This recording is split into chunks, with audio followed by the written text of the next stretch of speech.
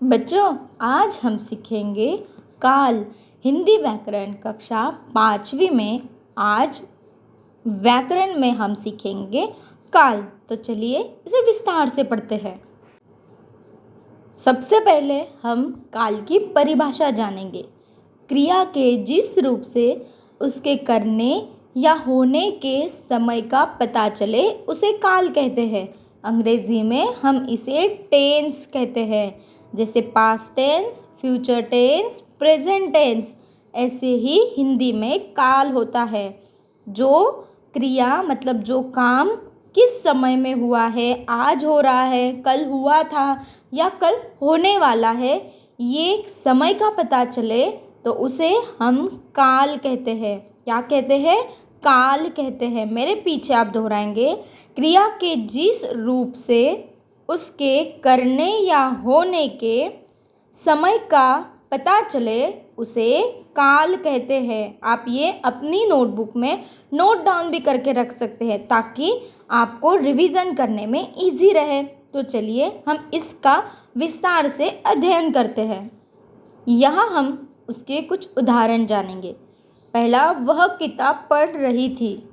दूसरा, वह किताब पढ़ रही है। तीसरा, वह किताब पढ़ेगी। तीनों वाक्यों में किताब पढ़ने का काम हो रहा है।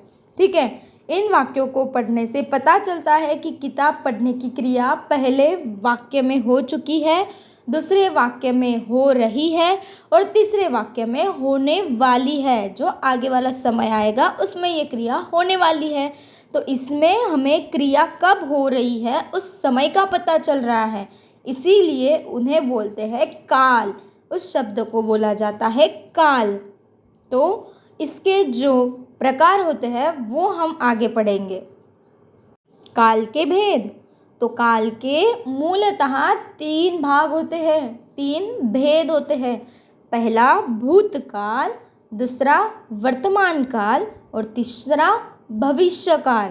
पहला भूतकाल, दूसरा वर्तमान काल और तीसरा भविष्यकाल। भूतकाल को हम अंग्रेजी में कहते हैं पास्ट टेंस, वर्तमान काल को प्रेजेंट टेंस और भविष्यकाल को फ्यूचर टेंस। ये हम अंग्रेजी में बोलते हैं। तो हम अभी हर एक प्रकार को विस्तार से पढ़ेंगे। पहला है भूतकाल। क्रिया का जो रूप उसका बीते हुए समय में होना सूचित करता है उसे भूतकाल कहते हैं। मतलब पहले ही जो क्रिया हो चुकी है वो कहलाता है भूतकाल। जैसे उदाहरण देखो, माँ ने कपड़े धोए, मतलब क्रिया जो है वो पूरी तरह से संपन्न हो चुकी है, मतलब पूरी हो चुकी है। लता पढ़ रही थी, ये क्रिया पहले हो गई है। दादी ने खाना खा लिया था, दादी ने पहले ही खाना खा लिया है। तो ये तीनों वाक्य जो है वो भूतकाल के उदाहरण हैं, क्योंकि इनका जो क्रिया करने का समय है तो वो बीता हुआ समय है।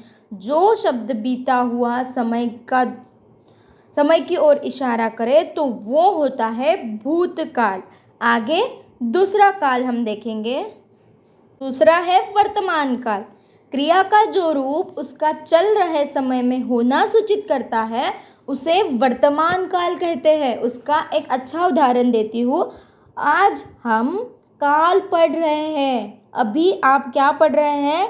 काल, टेंस पढ़ रहे हैं। तो आप इस समय में ये कार्य कर रहे हैं। ठीक है, तो ये वर्तमान काल का उदाहरण है। ठंडी हवा चल रही है, मतलब अभी हवा चल रही है। मैदान में बच्चे खेल रहे हैं, मतलब अभी जो समय चल रहा है उसमें बच्चे खेल रहे हैं। सूरज पत्र लिख रहा है, इस समय में सूरज पत्र लिखने का काम अभी कर रहा है। तो ये तीनों वाक्य जो है वो वर्तमान काल के उदाहरण है, क्योंकि इनकी जो क्रिया है वो अभी चल रहे समय में हो रही है, इसलिए हम इसे बोलेंगे वर्तमान काल। अगला जो हमारा प्रकार है वो है भविष्यकाल। क्रिया का जो रूप उसके आने वाले समय में होना सूचित करता है उसे भविष्यकाल कहते हैं। बीता हुआ नहीं, चल रहा है वो नहीं, पर जो आगे होने वाला है। ठीक है, आज का नहीं, जो कल होने वाला है, ये जो वाक्य में बताया गया हो वो भविष्य काल का उदाहरण होता है। जैसे मैं पटना जाऊंगा, गरिमा डॉक्टर बनेगी, अभी बनी नहीं है, बनने वाली है। मैं तुम्हें हिंदी सिखाऊंगी या सिखाऊंगा, मैं अभी सिखा नहीं रही, सिखाऊंगी। ठीक है, तो ये उदाहरण क्या है, ये तीनों वाक्य में भविष्य काल के उदाहरण हैं जो क्रिया आने वाले समय में होने का बोध कर रहे हैं। मतलब अभी क्रिया ना हो चुकी है ना हो रही है, होने वाली है। ठीक है, अभी देखो, वह स्कूल गया था, वह स्कूल जा रहा है, वह स्कूल जाएगा। तो ये तीनों वाक्य देखो, गया था मतलब ये भूतकाल है, जा रहा है वर्तमान काल है, और जाएगा तो ये भविष्य काल है। वैसे ही रवि खाना खा चुका था, भविष्य काल। रवि खाना खा रहा है मतलब वर्तमान काल। रवि खाना खाएगा तो ये भविष्य काल। आगे और एग्जाम्पल देखो, सीमा ने पत्र लिखा था तो ये भूतकाल हो गया। सीमा पत्र लिख रही है, अभी क्रिया चालू है इसलिए वो वर्तमान काल का उदाहरण है। सीमा पत्र लिखेगी, भविष्य काल में लिखेगी। ठीक है, तो ये भविष्य काल का उदाहरण है। तो बच्चों, इस तरह से हमने काल क्या होता है और उसके भेद हमने पढ़े। ठीक है, तो आपको वीडियो अच्छा लगा हो तो प्लीज़ लाइक शेयर कमेंट ज़रूर करिए, और चैनल पे नए हो तो चैनल पे ज़रूर सब्सक्राइब करिए। धन्यवाद।